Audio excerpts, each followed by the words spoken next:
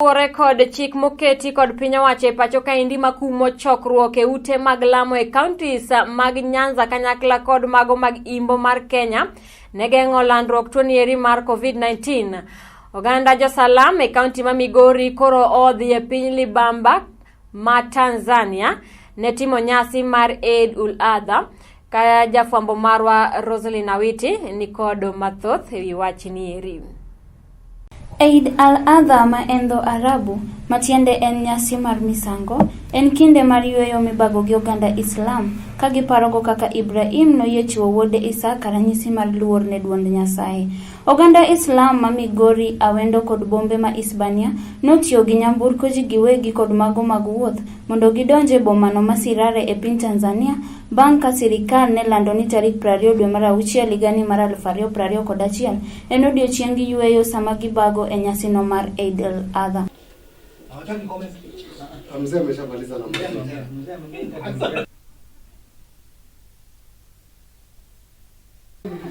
Jakom mar kamiti dongruok oganda Islam e kaunti no ma Migori Migosi Omar Hussein nowacho ni temogi mar neno ni nyasino notim e od lambgi nogore e Luanda tok ka county commissioner kon jotend arita kwe chung kar tiendgi ni onge romo moro amora mibiro yieni odhi mbele ka county commissioner to nowacho negi ni chik sirikal nyaka lu gima nochuno ng'ato ka ng'ato manyo kaka ginyalo timo nyasino ka jomoko to nodhi Tanzania. Lakini county commissioner anasema kufuatana na amri ya wizara ya afya alijaribu kujadiliana na timu yake, anasema haiwezekani kwa sababu maadama serikali imetoa amri hawatafunja amri iliweka na serikali. Na tukakubaliana na kweli kwa sababu amri ilitoka juu angeweza kufunja amri hiyo. Inabidi sisi tubaki tusali ndani nyumba zetu. Ndio kwa sababu watu wanataka kucelebrate Eid na kwenda kusali, celebrate ni kwenda kuomba Mwenyezi Mungu. Inabidi watu wafuke boda waende bande ya Surare Tanzania. Asilimia kubwa sana watu walienda huko tangu asubuhi. Wengi walienda kusali kwa sababu bande ya Tanzania hakuna hizi vikwazo iko kwetu. Sasa watu walifuka wingi, asilimia kubwa sana ya Waislamu kutoka Hispania hata kutoka hapa Migori wabidi walienda kasali huko.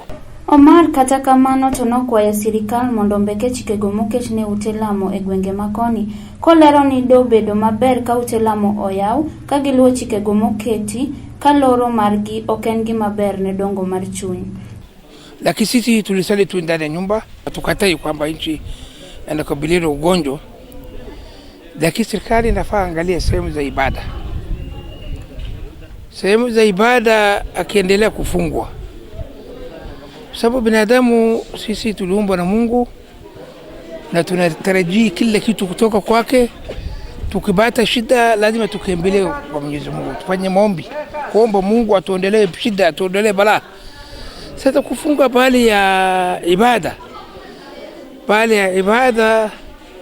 nafasi serikali angalie kimakini, ajaribu kurakabisha mambo ya hiyo kufunga, afungue sehemu za ibada. Lolwe TV and Roslyn Awiti.